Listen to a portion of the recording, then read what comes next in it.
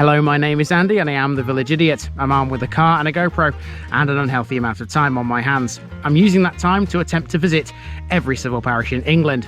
You're watching the North Lincolnshire series, a district of 56 parishes in the north of Lincolnshire. Let's see which one we're visiting today. Welcome back to North Lincolnshire, everybody. Now, if you thought Saxby Hill was steep in the last episode, well, things are only going to get steeper. Welcome to the next village to the south, where the hills start to become a little bit more of a problem. This is Bonby.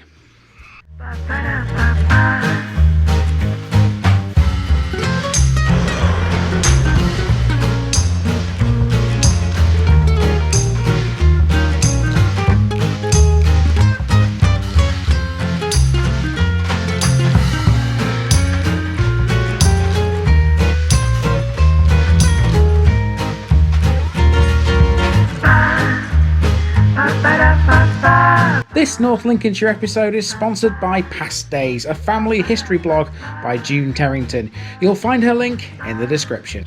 Here's my disclaimer for people who may be watching me for the first time. I say things as I would in my native accent and dialect. As a result, I may not pronounce things in the same way as the locals do. Remember, I'm a visitor. It's impossible to know everything. Leave me a comment, spin me a like and bash that subscribe button. Let's get to today's parish video.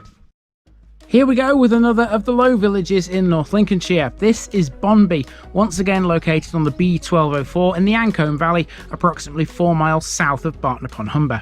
Relatively little is known about Bonby historically speaking. Here's what we do know. It was shared by several Anglo Saxon Thanes before the Norman Conquest. In Domesday times, it was recorded under the name of Bundebi. The Lindsey Survey in 1115 showed it to be owned by two men, one of whom was Robert de Humel, who was a constable of Normandy, giving the village a French connection. Bonby had a small priory, which was under French control, and we'll speak about that later as we journey around. By the 1300s, John de Hotham had purchased the manor. He would be the man who would go on to be Bishop of Ely and Chancellor of England in 1327. In 1375, the village was described as a waste and without buildings, and its land was sandy and stony and often flooded by the River Ancholme. High-ranking Yorkshire families then came in during the 1400s. Thankfully today, the village is a little less confusing. It's still very much agricultural, as it always has been. It has a thriving community served by a village hall. There's no pub though, but it used to have a very popular one before it closed. Time for another TVI wander in North Links.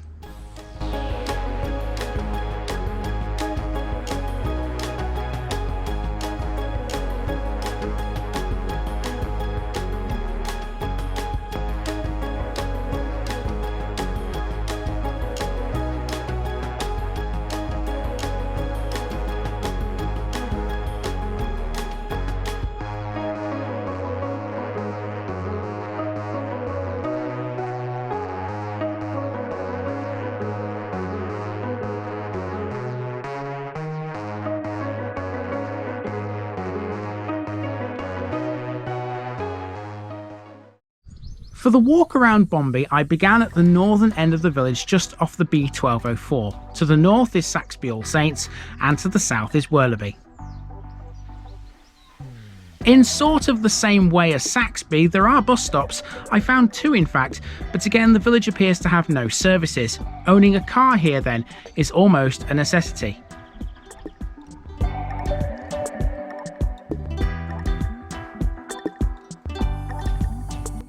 After walking through St Andrew's Place, named after the village's church, we're on Hall Meadow. This is one of a couple of areas of newer housing in Bonby.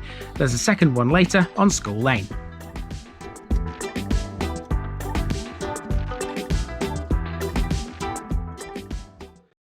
Right, now we're at the churchyard. Bit of a rare occurrence here, because as you can see, there's no physical barrier between the road and the churchyard. There's no wall, no fence, nothing. So you can just walk straight in off the road. Let's have a look at this church. The Grade 2 listed Anglican parish church is dedicated to St Andrew. The church has an early English nave and chancel and a 17th century brick tower. The church is the only remaining part of a small priory established by the Benedictine Priory of St Fromond in Normandy. It was what's known as an alien priory, meaning it was controlled by another religious house outside of England. Usually that was in France, as was the case here. The priory existed from 1119 to 1403, and it was eventually transferred to the Carthusian order at Beauvale in Nottinghamshire, at which point the church became parochial.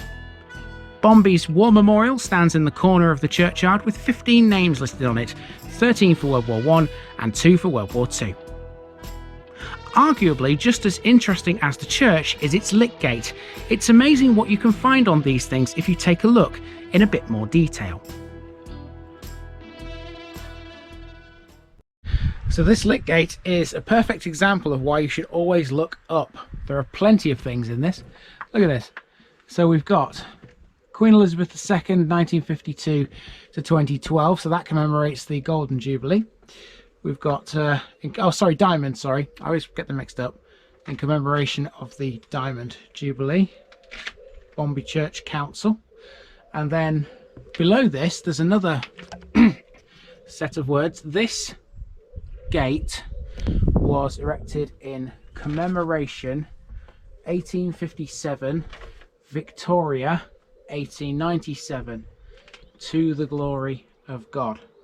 So it's like a double commemorative lick gate, this one for Queen Victoria and one for Queen Elizabeth II. Directly opposite the lick gate, we're off up Sheep Dyke Lane next. You can certainly tell you're in the countryside with a name like that. Check out these lovely village properties.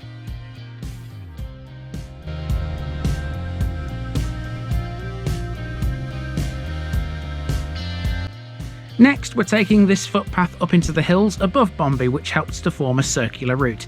It also gives us some pretty awesome views into the Ancholme Valley. So we found the footpath eventually. It took a bit of doing, but we are actually on the footpath here. And as you can see, this is quite hilly. And this is where the hills start to become an issue. But we'll get across this and find the other footpath, which will take us back into the village in a moment. I just want to mention this bungalow here on the corner, because you can see like a little shed there. Excuse me. So you can see a little shed there. It says Quince Junction. Now in that garden there's a collection of railway memorabilia. Even their front gate is designed like an old railway crossing gate, you know, the kind that you have to push with your hands. Now I would have taken a shot of that, but seeing as that, technically speaking, is part of his drive, I didn't want to record it, because you know the last thing you want is people saying things like, oh, why are you taking a shot of my house, that kind of thing. But it is absolutely fascinating. If you walk up this footpath and walk past that bungalow, you will see what I mean. It is absolutely loaded with railway memorabilia. Right, let's tackle this hill and then get back into the village in a moment to see what else this place has got. I sort of regret not taking a photo, at least, of the property in question. I'm sure the railway enthusiast would have loved it. I don't regret, though, taking these next two shots. What's that saying about climbing a hill? I think it goes along the lines of, the higher you climb, the better the view. That's bang on for Bonby. The view into the valley is breathtaking from here. So just before I came onto this part of the route, a guy stopped me and he said that people get lost out here. I can see why, because I'm lost now, I have to admit. I tried to follow the footpath, and this is basically where I've ended up, in the middle of this field. This is not on the route.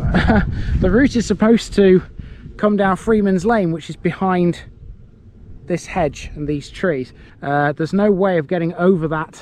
There's like a fence and like a gate, but you can't get over it. You should be able to, though, because the route says the footpath joins Freeman's Lane, but quite why it doesn't, unless it's been blocked off for some reason. But there we go. So if you do attempt to come out here, beware, you may well get lost, just like I have. Anyway, it looks like I've got to get out, because there's a gate here, and this seems to lead onto a road. I don't know which one it is, but we'll take it, and hopefully we'll be back in civilization pretty soon. This is the end of Freeman's Lane, where the route should have taken me to. I actually emerged onto another footpath just to the south of this. My sincerest apologies must go to the owners of the land I had to walk through to find my way back. No harm done, thankfully. Here's another bus stop, a brick one this time. From here, we start our journey back up the B1204. Bonby Village Hall is an old primitive Methodist chapel. It closed as such in 1946. This was built in 1857 at the expense of the Earl of Yarborough, and it included a schoolroom. Bonby's post office is the Outpost, seen here.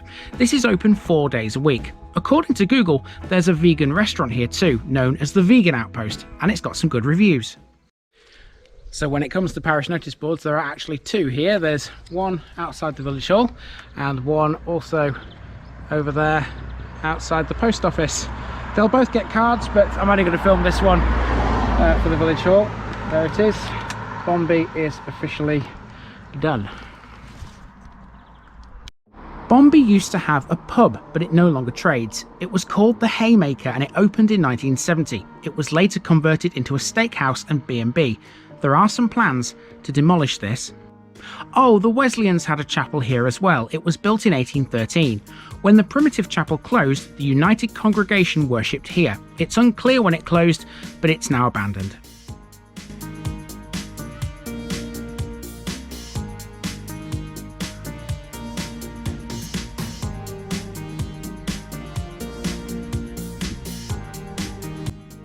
This is School Lane, named for a pretty obvious reason. The first school in Bonby was built in 1855, and a national school was built sometime before 1900. One of them can be found at the end of the road. Okay, so we've reached the end of School Lane, which is where you'll find the playing field. Here it is. Got two play areas. We've got one which is just here in front of me, which is encircled by a oh god, I can't get my words out today. A fence, a metal fence, and then over the other side there's one which is free roaming, free range, shall we say. Hasn't got a fence around it. A couple of picnic tables, there's a few swings, there's a zip line I can see, there's a football pitch at the back, a basketball hoop, and there's something over there, but I can't tell what that is. That might be a bridge over some kind of water feature, I'm not totally sure. But I'm not walking over there because our route now will take us back along School Lane. And I spotted something else on the main street of great interest, which we'll see next. The landmark in question is the old phone box. Presumably this was originally red, but it appears to have been painted silver for the Jubilee. It's an empty shell with nothing in it otherwise.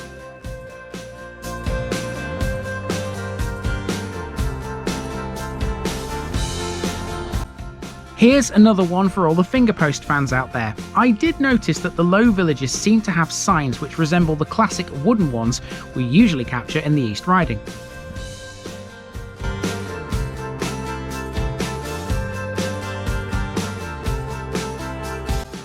Finally, we're back to Carr Lane where we began. That's been a nice little walk around Bonby, even if I did get a little lost. It just goes to show that not every map is 100% accurate.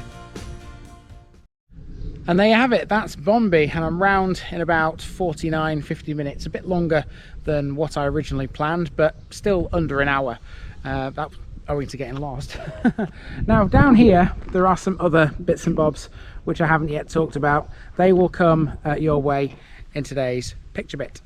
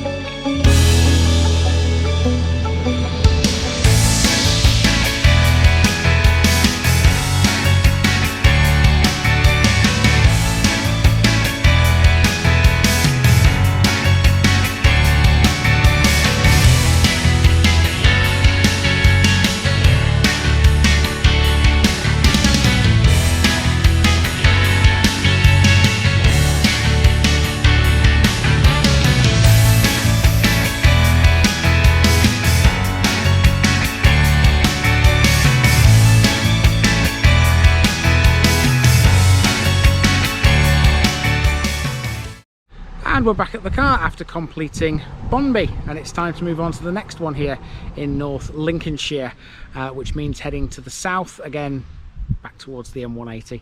And the next one involves some really nice views over this valley. I know we saw some earlier, but the next one has ones which are, shall we say, top-notch. I've been Andy, also known as the Village Idiot. This has been the parish of Bonby, and I'm out.